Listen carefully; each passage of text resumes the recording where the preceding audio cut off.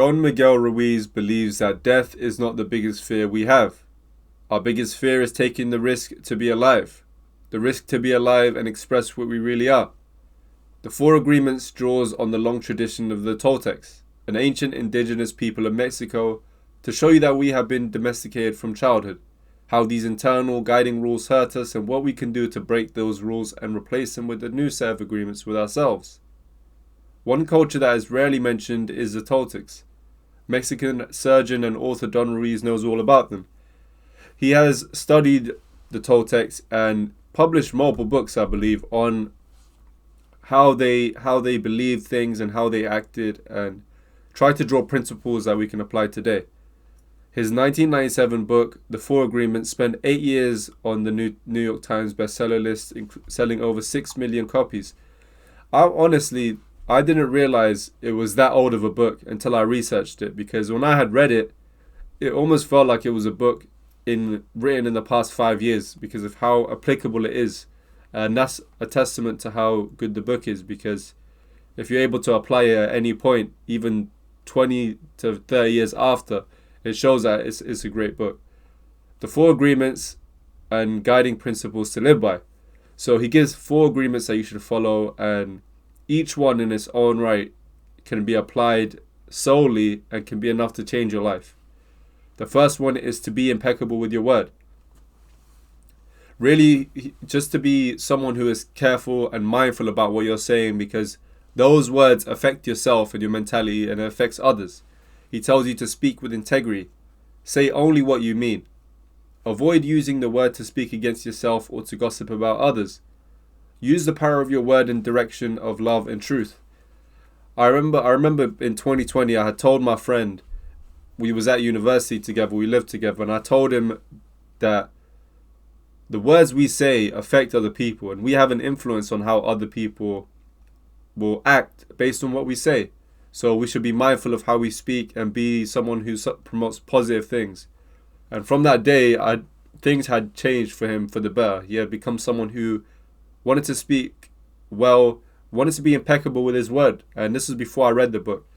And this is such a powerful book, and it allows you to start being considerate about how you act and how you can start being intentional moving forward about the things you do and say. So being impeccable with your word is a very essential step moving forward. Hopefully it's something you can apply. Be someone who understands that your words have power to yourself and to others. It has meaning. The stuff you say isn't meaningless. So treat it that way. Treat it with meaning. Treat it with respect. Understand that it's something you should shape in a way that you want to shape. Second rule is to not take anything personally. Nothing others do is because of you.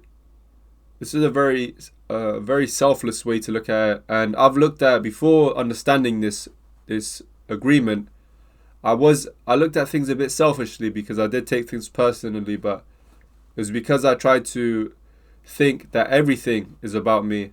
But when you start to realize that nothing other people do is just because of you or even because of you, you start to take a more selfless route and start to realize that, it's not just because of me. There's other factors at play, and that removes that element of taking things personal. What others say and do is a projection of their own reality. The same way you have your perception of life and a perception of everything going on, every other person has their own perception. So you should really take a selfless route with this and stop being selfish and think everything is just about you. Everyone sees it through your lens. Newsflash, everyone has their own lens. When you are immune to the opinions of others and opinions and actions of others, you won't be the victim of needless suffering.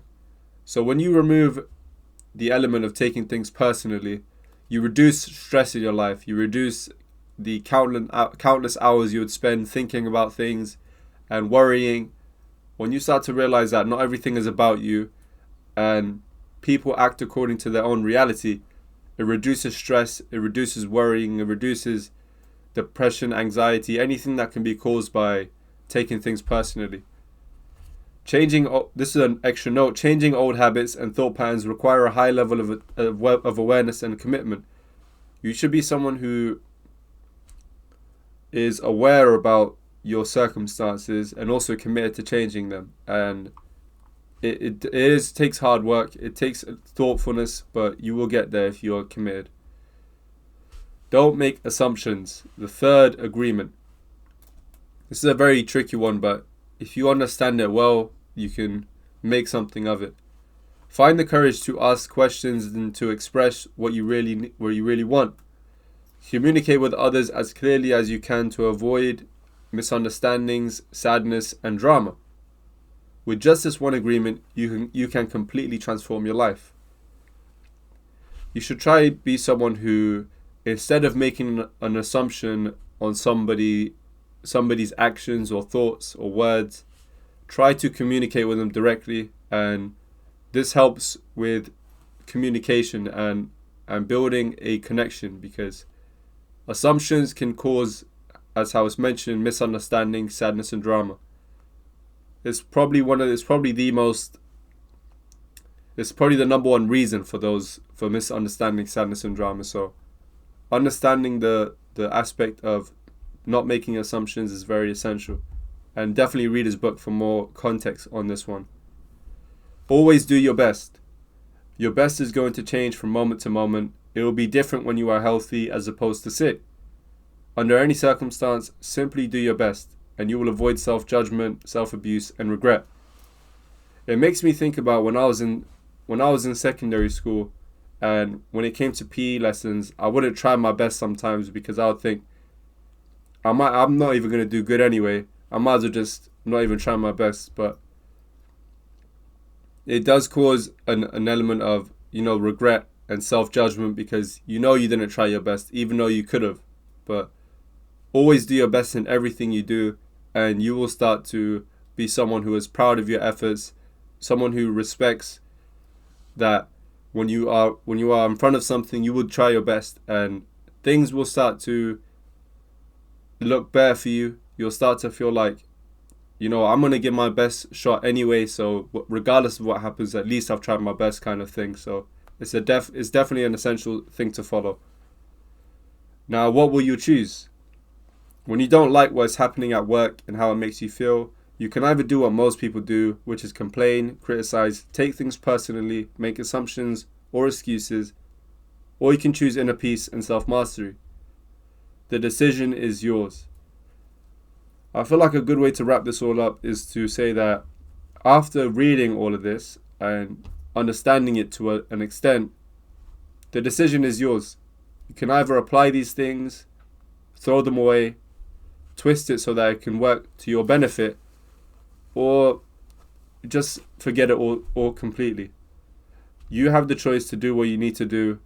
Depending on your circumstance, make that right choice, and don't doubt yourself. Make sure that you believe fully in what you're going to do, what you're going to commit yourself to, and use these things to your benefit. It's just about you. It's about how you can use it. It's not about how I understood it or how Donna Rees used these. It's about how you will use it. So take that in mind, and I hope it's been beneficial for you.